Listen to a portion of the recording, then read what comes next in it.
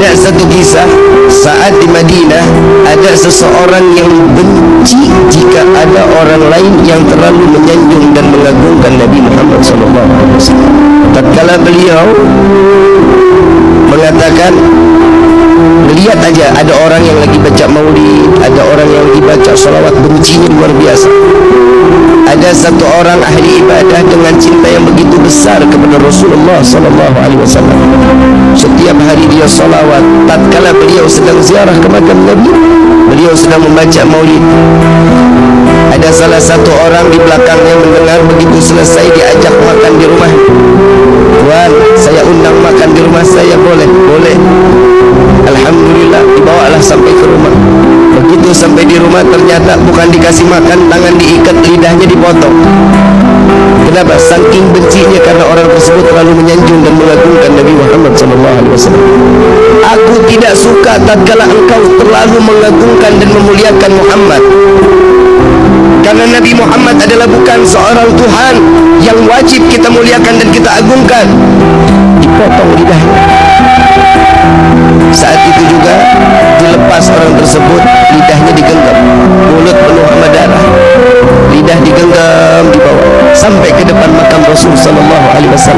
Di dalam hati beliau mengatakan, ya Rasulullah, maafkan saya, bukan saya enggak mau salawat lagi kepadamu, tapi lidah saya saat ini sudah ada di tangan saya tidak lagi dapat menyanjung dan memuliakanmu dengan lidah yang sempurna. Saking sakitnya, darah yang begitu banyak, beliau pingsan. Di dalam pingsannya, beliau didatangi sesosok manusia yang tatkala beliau mengatakan, wahai hamba Allah, wahai hamba Allah, ketahuilah aku Muhammad yang saat ini datang menjengukmu. Biarkan lidah itu terputus sekalipun, jika engkau tetap mencintaiku, maka Allah akan berdekatan, Allah akan mengizinkan aku dekat denganmu, kata Nabi SAW. Namun si hamba Allah ini mengatakan, ya Rasulullah, tapi aku ingin bersalawat dengan fasihnya, dengan kegembiraan, dengan lisan yang penuh dengan kesempurnaan. Maka lidah tersebut diambil oleh Rasul SAW, dimasukkan ke dalam mulut. Di dalam mimpinya, tatkala terbangun dari tidurnya, lidahnya udah nyambung lagi. Di dalam mimpi Nabi memberikan manfaat kepada orang para pecinta Rasul SAW, sehingga seterusnya beliau terus dapat bersalawat kepada Nabi Muhammad SAW. Begitu tahun berikutnya beliau ziarah ke makam Nabi. Tatkala beliau datang sedang membaca maulid, ada seorang anak muda yang datang kepadanya, Tuan, saya ingin undang makan Tuan, sekiranya Tuan sudi untuk ikut dan saya menjamu Tuan, marhaba, ahlan wa sahlan. Tidak ada sedikit kesu'banan.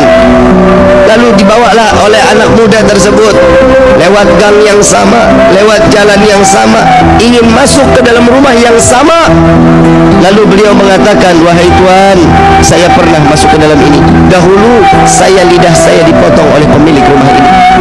Apakah engkau juga ingin memotong lidahku, kata orang tersebut. Tidak, wahai hamba Allah, aku mengajakmu untuk mencicipi dari rezeki yang apa ada di saat ini. Beliau masuk ke dalam rumah. Tatkala makanan sudah disediakan, makannya sudah selesai, dikeluarkan kandang yang begitu besar. Kandang begitu besar, begitu dilihat di dalam ada monyet yang gedenya luar biasa. Lalu ditanya, ini apa ini? Tuan, ingat dahulu engkau bilang engkau pernah dipotong lisanmu, engkau pernah dipotong lidahmu oleh ayahku. Dia adalah ayahku yang Allah kutuk menjadi kerak yang besar. Maka wahai Tuan, maafkan ayahku, biarkan dia kembali dalam keadaan wujud yang sempurna. Maka hamba Allah ini mengangkat kedua belah tangan, ya Allah, aku maafkan orang tersebut yang telah membenciku dan membenci Nabi Muhammad SAW. Maka Allah rubah beliau dalam keadaan sempurna manusia tersebut, maka mati dalam keadaan membenci Rasulullah SAW. Na'udzubillahi min